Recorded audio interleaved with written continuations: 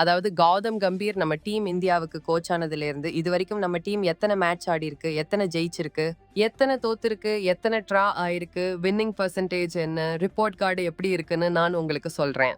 ஆக்சுவலா 24ல T20 world cup நம்ம team India ஜெயிச்சப்ப ராகுல் டிராவிட் அப்புறம் அவரோட கோச்சிங் ஸ்டாஃப் எல்லாருக்கும் அதுதான் கடைசி டைம். சரி, நல்லா விடை பெற்றுக்கிட்டாரு.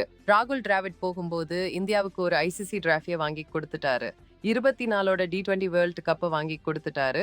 இன்னும் பேசிக்கிட்டாங்க. அதுக்கப்புறம் என்னாச்சு, யாருப்பா அடுத்த கோச்சிங் ஸ்டாஃப்னு தேட ஆரம்பிச்சாங்க. நிறைய பிளேயர்ஸ் இன்டர்வியூ பண்ணாங்க. அப்புறம் கௌதம் கம்பீர்னு ஒரு பேர் வந்துச்சு. IPL 24ல இவர் கேகேஆர் டீமை சாம்பியன் ஆக்கினாருல்ல, அதே மாதிரி இவர் நம்ம டீம் இந்தியாவுக்கு கோச் ஆகிட்டான்னா ரொம்ப ஸ்ட்ரிக்டா இருப்பாரு.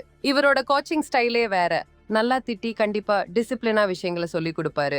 இவர் நம்ம டீம் இந்தியாவுக்கு வந்துட்டான்னா டீம் இந்தியாவுக்கு லோட்டரி அடிச்ச மாதிரி தான். டீம் இந்தியா ஒரு வேற லெவல் டீமா தெரியும்னு ஒரே பில்டப். கௌதம் கம்பீர் கௌதம் கம்பீர் கௌதம் கம்பீர்னு ஒரே பேச்சு. ஆனா கௌதம் கம்பீர் கோச் ஆனதுல இருந்து இப்போ வரைக்கும் டெஸ்ட்ல அவரோட ரெக்கார்டு அவரோட இமேஜுக்கு அப்படியே ஆப்போசிட்டா இருக்கு. நான் உங்களுக்கு சொல்றேன், அப்புறம் அதை பத்தி பேசலாம். கம்பீர 24ஓட T20 வேர்ல்ட் கப்புக்கு அப்புறம் நம்ம இந்திய டீமோட ஹெட் கோச்சா போட்டாங்க. அதுக்கப்புறம் நம்ம டீம் இந்தியா மொத்தம் 11 டெஸ்ட் மேட்ச் ஆடிருச்சு. இந்த 11 மேட்ச்ல நம்ம டீம் இந்தியாவுக்கு வெறும் 3 மேட்ச்ல தான் வெற்றி கிடைச்சிருக்கு. 7 மேட்ச் நம்ம டீம் இந்தியா தோத்திருக்கு. அப்புறம் ஒரு மேட்ச் மட்டும்தான் டிரா ஆயிருக்கு. 11 மேட்ச்ல 3 வெற்றி மட்டும்தான். வின்னிங் பர்சன்டேஜ் பாத்தீங்களா, 20க்கு பக்கத்துல தான் இருக்கு வின்னிங் பர்சன்டேஜ். வெறும் 22, 23. கம்பீர் ஹெட் கோச் ஆனதுக்கு அப்புறம் இந்தியாவில இது வரைக்கும் நடக்காத ஒண்ணு நடந்துச்சு. அதாவது வெக்கக்கேடா சொல்றேன், கம்பீர் ஹெட் கோச் ஆனதுக்கு அப்புறம் நியூசிலாந்து நம்ம வீட்டுக்கே வந்து நம்மள கிளீன் ஸ்வீப் பண்ணிட்டு போயிருச்சு. 2000க்கு அப்புறம் நியூசிலாந்து தான் நம்ம வீட்டுக்கே வந்து டெஸ்ட்ல கிளீன் ஸ்வீப் பண்ண முதல் டீம். கம்பீரால் ஒன்னும் பண்ண முடியல. அப்போ சரிடா விடு, ஒரு சீரீஸ் வேணா மோசமா போச்சு. இப்போ இந்தியா ஆஸ்திரேலியாவுக்கு போய் ஆஸ்திரேலியாவை ஜெயிக்கும்.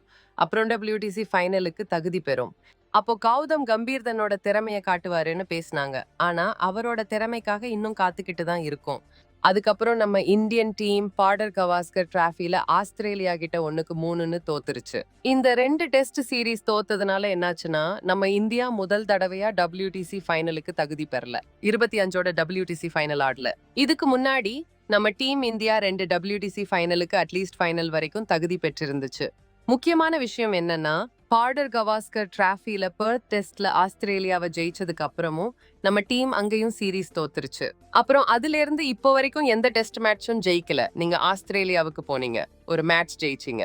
அதுக்கப்புறம் ஆஸ்திரேலியா உங்களை 3 மேட்ச் ஜெயிக்கல. நீங்க சீரீஸே தோத்துட்டீங்க. நீங்க WTC ஃபைனலுக்கு தகுதி பெறல. அப்புறம் நீங்க இங்கிலாந்து போனீங்க, அங்கேயும் படுதோல்வி. முதல் இன்னிங்ஸ்ல 471 அடிச்சும் தோக்குறீங்க. யோசிச்சு பாருங்க, கிட்டத்தட்ட 371 டார்கெட் கொடுத்தும் தோத்துட்டீங்க.